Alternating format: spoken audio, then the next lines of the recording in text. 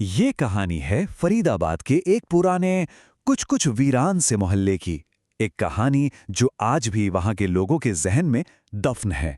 ये कहानी है मयंक नाम के एक बिल्कुल आम से लड़के की, जिसकी जिंदगी एक ऐसा खौफनाक मोड़ लेने वाली थी जिसकी उसने कभी कभी कल्पना भी नहीं की थी। लेकिन कहानी में आगे बढ़ने से पहले चलिए एक सवाल पर सोचते हैं। क्या ऐसा हो सकता है कि दीवारों और छतों में बीता हुआ वक्त, उसकी यादें कैद हो जाएं? मतलब क्या कोई घर सच में भुताहा हो सकता है? आइए मयंक की कहानी में इस सवाल का जवाब ढूंढने की कोशिश करते हैं। तो ये है मयंक, फरीदाबाद का एक नौजवान। उसका एक बहुत सीधा साधा सा सपना था, बस एक अपना घर हो। पर उसे जरा भी अंदाजा नहीं था कि उसकी ये तलाश उसे किस भयंकर दहलीज पर ले जाकर खड़ा करने वाली है। और फिर काफी ढूंढने के बाद उसे वो घर मिल ही गया। एक पुराना सा मकान था, लेकिन दाम इतने कम थे, इतने कम कि यकीन करना मुश्किल हो जाए। और कहते हैं ना, जो चीज सच होने जैसी ना लगे वो अक्सर सच नहीं होती। उसी मोहल्ले के एक बुजुर्ग ने उसे टोका भी, कहा, बेटा वहां मत रहना, वो घर ठीक नहीं है।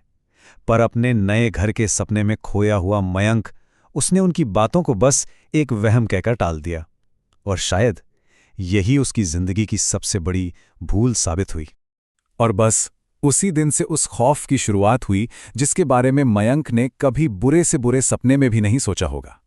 उस घर में कदम रखते ही अजीब घटनाओं का एक ऐसा सिलसिला शुरू हुआ जो फिर कभी थमा ही नहीं। कहते हैं पहली रात ही ये तय कर देती है कि कोई नया घर आपको अपनाएगा या नहीं। और मयंक के लिए वो पहली रात एक बहुत ही भयानक एहसास लेकर आई थी। एक एहसास कि उसने अपनी जिंदगी की सबसे बड़ी गलती कर दी है। रात के ठीक 3 बजे, वो वक्त जब चारों तरफ एक अजीब सी खामोशी छा जाती है। मयंक की नींद एक आवाज से टूटी, खट खट खट। ऐसा लगा जैसे किसी ने ठीक 3 बार दरवाजा खटखटाया हो। मयंक ने कांपती हुई आवाज में पूछा, कौन है? कोई जवाब नहीं आया। और फिर जो हुआ उसने मयंक की रूह कंपा दी। दरवाजा एक चरमराहट के साथ अपने आप खुल गया और सामने सामने सिर्फ घुप अंधेरा था। लेकिन ये तो सिर्फ शुरुआत थी। अगले कुछ दिन मयंक के लिए मानो जहन्नुम बन गए। कभी कोई चीज अपने आप गिर जाती, तो कभी आईने में एक पल के लिए किसी और का चेहरा नजर आ जाता। दहशत हर पल बढ़ती जा रही थी। और हर रात जैसे ही वो सोने की कोशिश करता, एक बर्फीली सी ठंडी फुसफुसाहट उसके कानों में गूंजती, ये घर मेरा है। जब डर बर्दाश्त से बाहर हो गया तो मयंक ने हिम्मत करके उस घर का अतीत खंगालने की ठानी। उसे जानना था कि आखिर इस घर में ऐसा क्या है।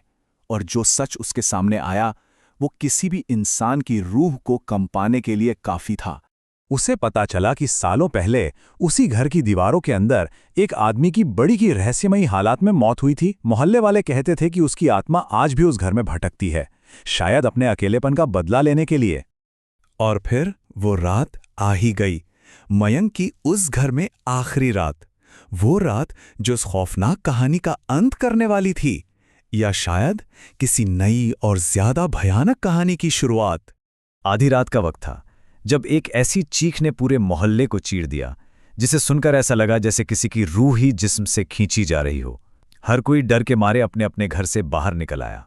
जब पड़ोसियों ने हिम्मत करके दरवाजा तोड़ा तो अंदर पूरी तरह खामोशी थी। घर एकदम खाली था, जैसे वहां कभी कोई रहा ही ना हो। और मयंक का कोई नामो निशान नहीं था। वो जैसे हवा में ही गायब हो गया था। बस एक चीज थी जो उस खाली घर में मौजूद थी।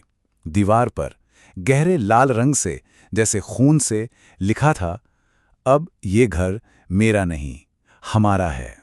उस काली रात के बाद मयंक को फिर कभी किसी ने नहीं देखा और वो घर हमेशा के लिए एक अनसुलझा रहस्य बनकर रह गया। एक ऐसी कहानी जो आज भी फरीदाबाद की उन गलियों में एक अनकही दहशत बनकर गूंजती है। आज भी वो घर फरीदाबाद के इस कोने में बिल्कुल वीरान खड़ा है, सील बंद। मयंक के साथ जो हुआ, उसके बाद किसी की हिम्मत नहीं हुई कि उस घर की तरफ आंख उठाकर भी देखे। पर कहानी शायद यहीं खत्म नहीं होती। वहां के लोग कहते हैं कि आज भी कुछ अंधेरी रातों में उस बंद घर के अंदर से किसी के कदमों की आहट सुनाई देती है, जैसे कोई आज भी किसी का इंतजार कर रहा हो।